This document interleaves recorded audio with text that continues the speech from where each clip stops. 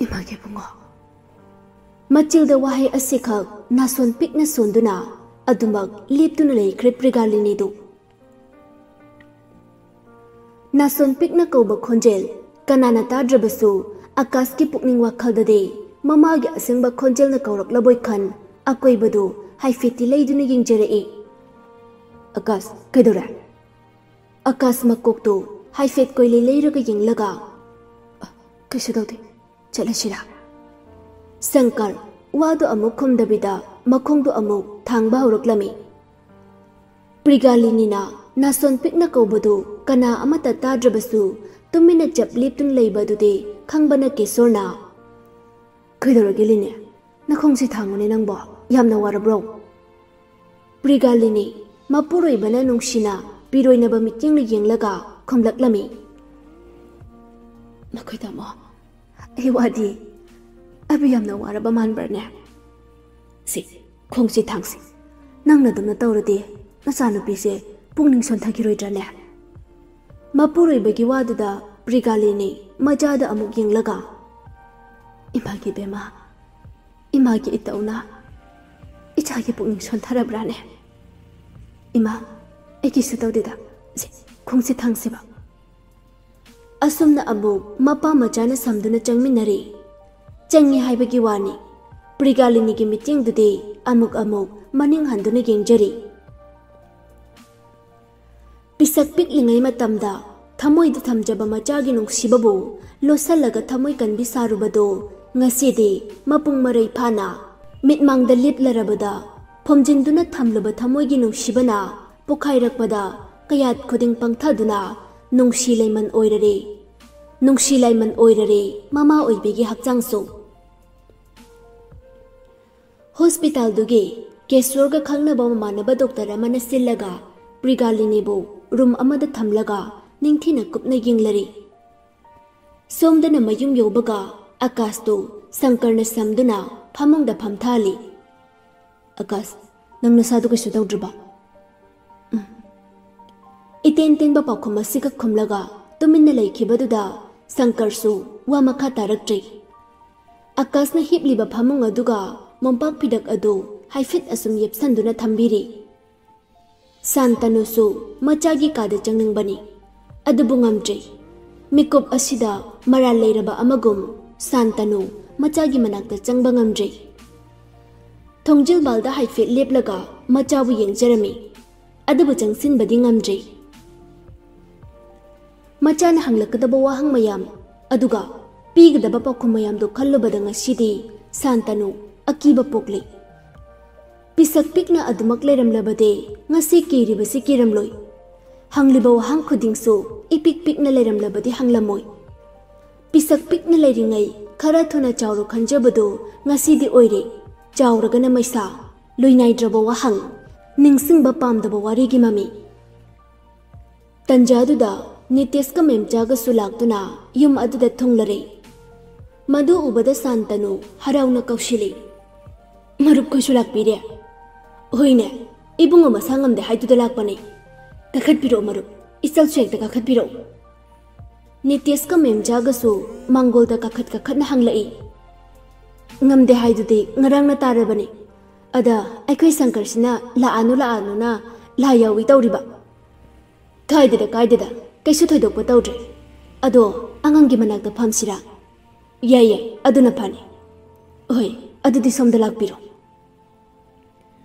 asumna machagi kada nitesh amadi memchabu pusilaklami madu ubada akasna baba nene phamo Shankar हौगतुना stool अनी लौथोक्तुना मपागा मनेगदा पिरमी शांतनुना अदुदि ngahak फंबिरम आई चानुगा खिता लोंजरके वादु हाइरमलगा शांतनुसु का अदुदगी थोख्री मेमचाना नसागदि कैसु तौद्रबा नंगबो कैसु थुदोपु तौद्रनेने अदुबो ओइरदि फारे नसादुना हनगनुगो नोय अनिमंगनि आइना हाइसे होइनेने नितेशना इपा होइसु ngarang na lake tawbani hospital da leiringaida ada nang marupsina amuk toiba kaisu tawdrena namdana hek lakhande tawriba sankarna aseng banai na haidu aibung phatabada hali Akastu Sankar ki waduda nofet ka tawjay.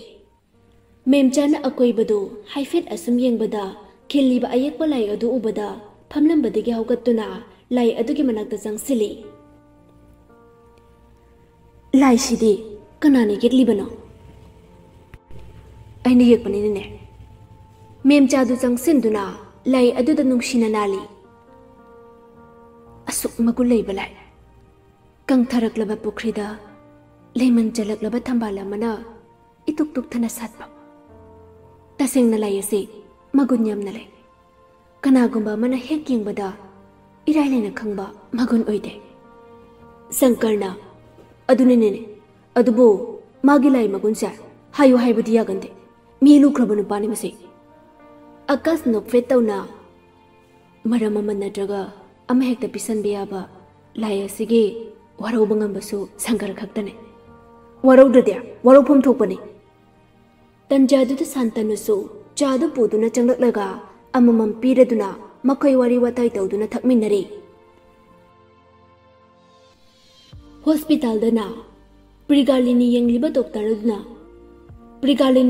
doctor aduna drip tu thana nganglai. Kaisu thudokpadi tawdri. Adubo chaba thakpadi khara changna helo. Adugo wakhalsa yam khanbasu male. Adusu khara hanthabiu. Natrabadi depression form tarakani. Aduna wakhal nungaina leithokbiu.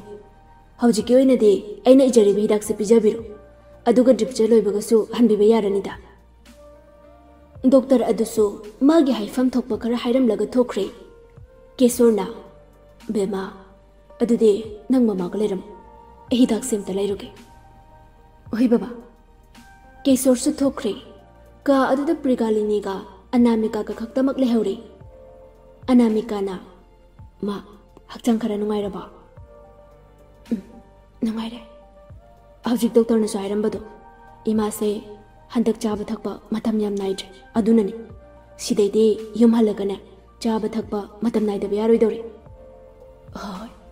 Ado nangi exam tadi thadrabra. Kona dum phogalage yanida. Imana maram moiraga ichagi study da akaiba piri tawruse. Pideba ma sisu aigi tawfam thokpani. Kona muk thabada chahi mangdasu natabasida. Prigalini du khumlaktre tumina laikre. Mama na tumina laikhibaduda Anamika su pothajarasanu khanna wa makha taraktre. Lairamba mi khaisu halakre. Punglanglangamba ka adusu ichikchi aure. Akas tumina mangduna phamlaga lairi. Mana maram oiraga Sankar busu exam thahandre khanbada masadu laita jajai.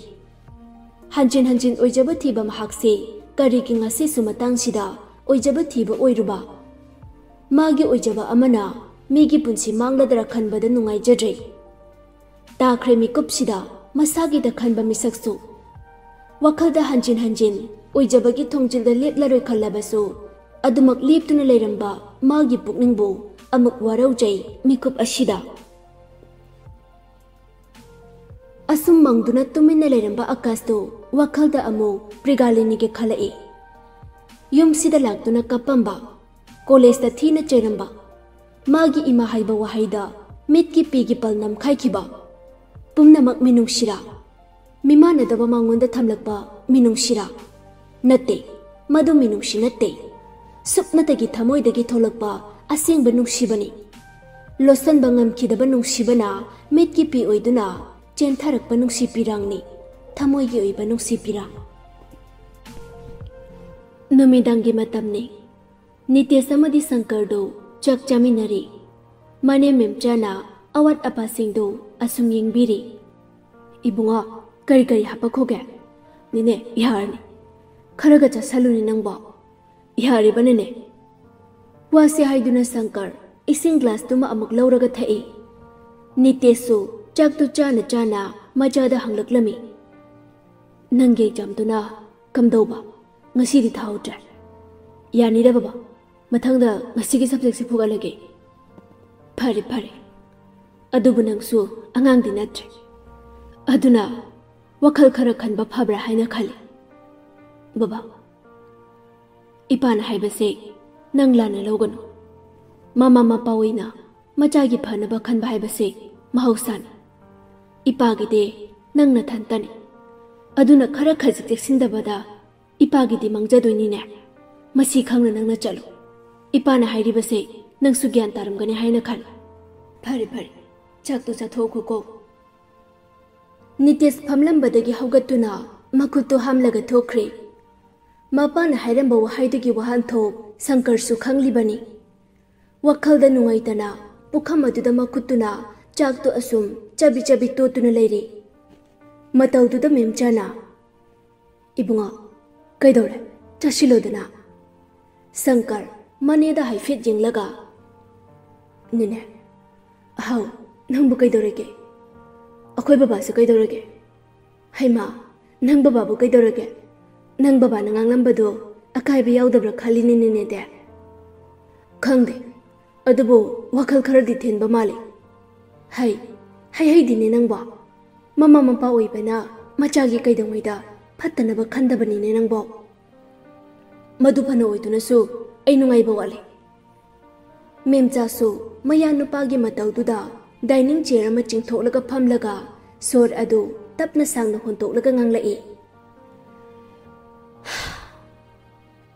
इबुंगा नंगी थमोइदा लैरिबा अवाबदु निने सुखंग अदुबो अखोय मियेबसे इसागी खंदबसु यादे थबक अमा तौबुदा नत्रगा Hiram खुदिंगदा ऐ हाइबा वाइसा खरसु हाना खनबतम मसी हाइरे हाइदना नंगबु नमानबा तिनगनु हाइबदि नते तिनो नंगना आकाश की खनबदो निने याय नंग बाबासु याय अदुबु ऐ हाइबा वाहाइसिदा हाना लाक्लबा मतुंग वखलदु खलुको फरे फरे चाकतो चाथो शंकर चाकतो चानिंगबा पोक्ट्री फमलंबदु तपना हकलगा नेनेगा बाबागना हाइबा वाहाइ खुदिंग नचाने इकाय खमनजे अदुबु ngasi khunai sigi mimana da bamayam sigi nushibade aigi thamoi da lengdana lekre akas luraba mikobaduda aina ai haiba wahaising akas ki luraba mikobaduda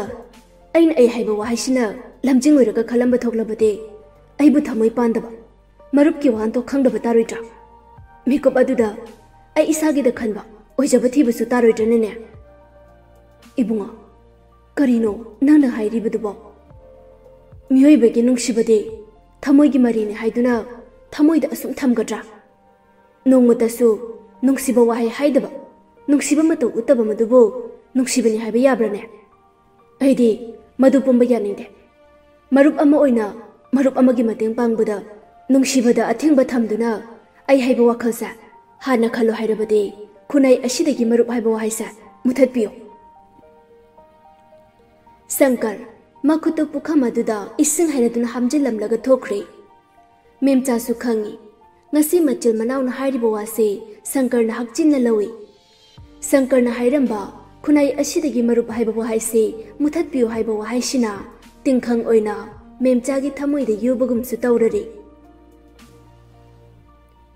सोमदना अनामिकाना थेमदुना ममा बुचाक इनबिरी सेमा खरगा जासिनजे नत्रदि हक्चांगदु सोंथरनि बेमा इमाबु ओइने सिमगा जासनसेबा प्रिगालिनीदु मचाना हाइमनबदै मयादु तपना काखत्तुना चाक चाखोमदु मचु जासिली अनामिका नोकमी नोकमी तौना से इसिंगसे खरा थकसे असुमना इसिंगदु अमु खरा पिथकलबा मतुंगदा अनामिकासु लुखाक्तु पुरगा थोख्रे हिदा गुलीदु कोना जासी हाइरदुना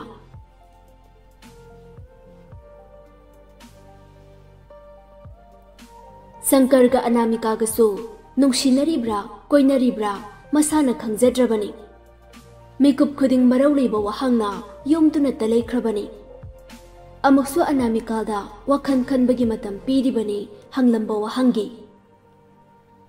आकाशना चाक चानिंगदे हाइबदुदा शांतनु मचागी कादा चंगलक्तुना थारिबा फमुंग अदुदा फमथै आकाशु मपादा हाइफेति येंगलई अदुबु वही अमतदे हाइरक्ते मचागी मतौदुदा शांतनु नुंगाइतना इपागी बंगो मपाना नुंगसिना कौबदु खुंबगी महुत्ता आकाश मपादा मुन्ना येंगलक्लमी करीनो हाइबगी मोंगनी सांतनु इतप तपना मखा तारई इचाने इपादा वरोबगी मरमसे इपागी वखलना लांबा फंगट्रे बाबा पोकपीबगी लमन फाव सिंगबा लोइद्रिङै योक्पीबगी तोलिबसिदा करिगे अमुक वरौगनी इबुङो मरौ लिबा वांगांना इपादा वरौगनुने इपाना हिंगलिबसे इचागिनिने बाबा नचाना हिंगलिबसिसु बाबागिने वाइसिदे यम हाइजनिंगबने अदुबे इकाय वाइसे हाइनबा नचागी थौना लेते कीजबसु पोय करिगे ngamloidabana aina babagidamak lepa machagi waduda santanu nungaitana ibunga itagi wahaido ngasidi machil thawine ipa khangduna leiba ngamdiye baba pathabiru ai laisi mata yenghauge ipa chalai ichana ipa da warobagi maram haidrabade ipa chatlarai warobunate uhang kara hangning bane hang ichagi adugumba matau yengba ipa pamde aduna ichagi wahangi paukum ipa pige nang ipa da wahang hang ngasidi hangloi ibunga nang ipa bu amuk wahangi khalibra pothabiru ai ngai hak laigi hoge wahang do hayeng hanglage ngasidi hanglarai ipagi bungo manung adu kaliba karigino manung kan bai pagi machane baba pothabiru santanu upai letre haibagum machada second khara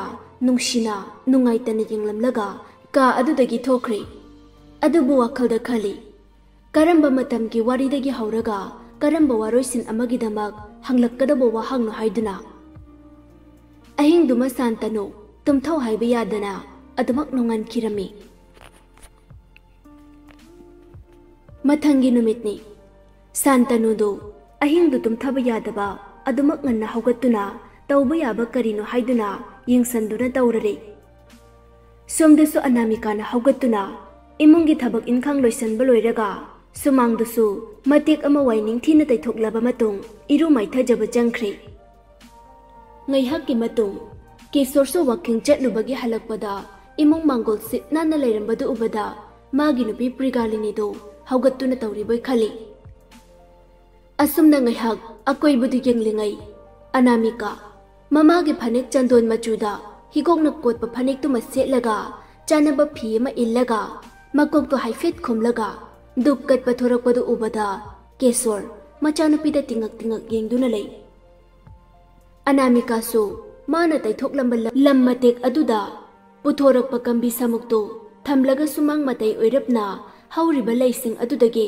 khara hekluraba matung pukham mathak aduda ningthina thamlaga amok makhutuna haifet khallaga dup kendal du chukhatlaga ngasigi korau hanbai babu puja taujeri duk thabadu loiraga mamai du leithorakpada mapai bungo kesorna mangonda tingak tingak yengduna leirambadu ubada anamika na kaino baba aduk mana yengliduba kesor nokmi tauraga aige chadubo chumibra haidana yengbani ne nangba is aibu sungtau tawdabagi type daga tawde haiba natine adubo adumna tawbudi ahanba oirini anamika do mapagi waduda nokfe tawna non tharaga imungda jangkhri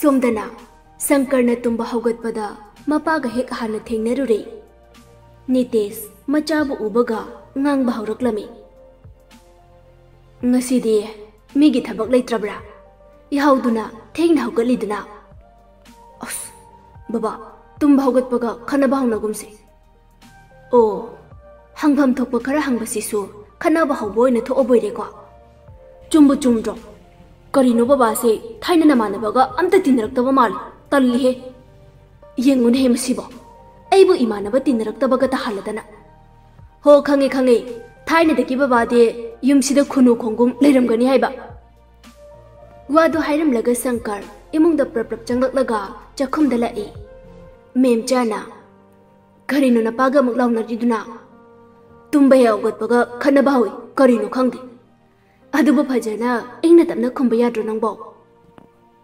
ꯑꯁ ꯅꯦꯅꯦꯁꯨ ꯕꯕꯥꯒꯤ ꯃꯤꯆꯪꯗ ꯂꯩꯔꯤ. ꯑꯩ ꯇꯜꯂꯦꯗ. ꯌꯨꯝꯁꯤꯗ ꯑꯩꯒꯤ ꯃꯤꯆꯪ ꯀꯅꯥꯝ ꯂꯩꯇ꯭ꯔꯦ.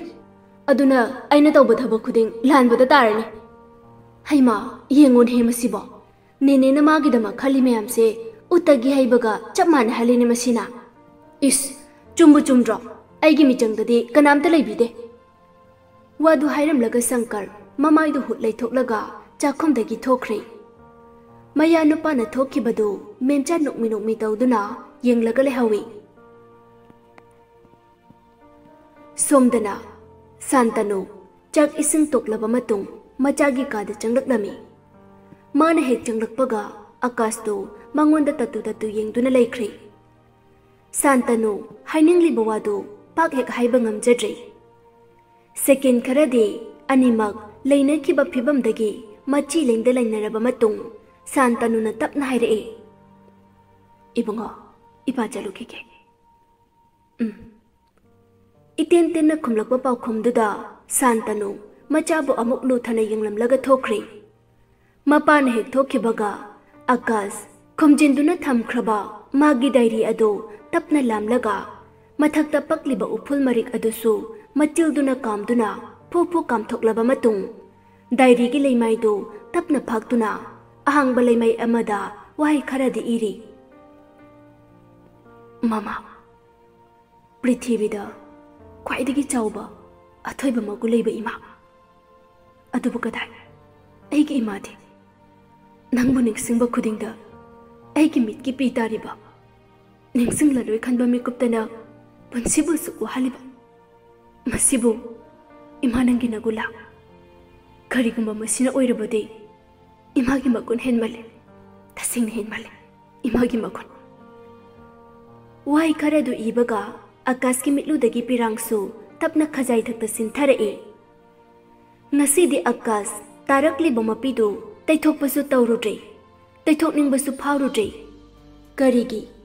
ꯀꯔꯤꯒꯨꯝꯕ ꯇꯩꯊꯣꯛꯂꯨꯔꯕꯗꯤ ꯁꯤꯟꯊꯔꯛꯂꯤꯕ ꯄꯤꯔꯥꯡꯁꯤ ꯂꯣꯏꯈꯤꯒꯗ꯭ꯔꯥ ꯈꯟ ꯊꯃꯣꯏꯗ ꯐꯥꯎꯔꯤꯕ ꯃꯃꯥꯕꯨ ꯅꯨꯡꯁꯤꯕꯒꯤ ꯏꯍꯨꯜꯁꯤ.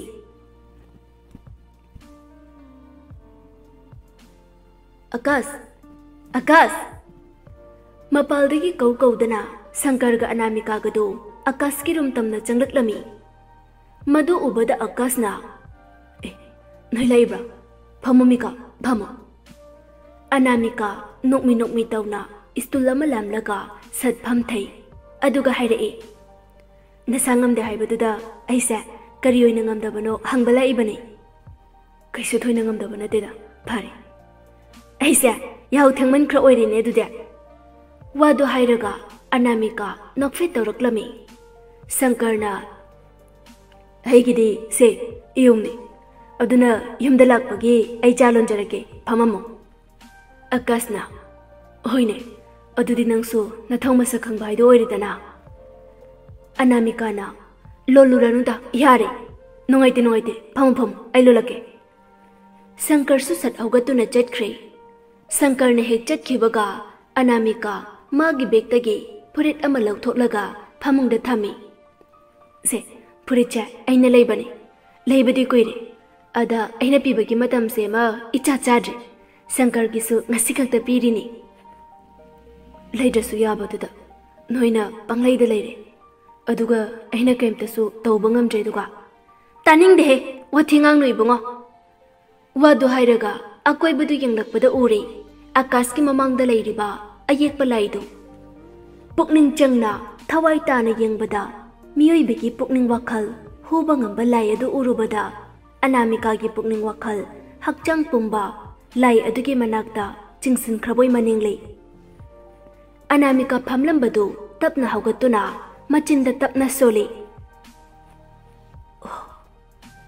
ꯑꯁꯨꯛ ꯃꯒꯨꯟ ꯂꯩꯕ ꯂꯥꯏ.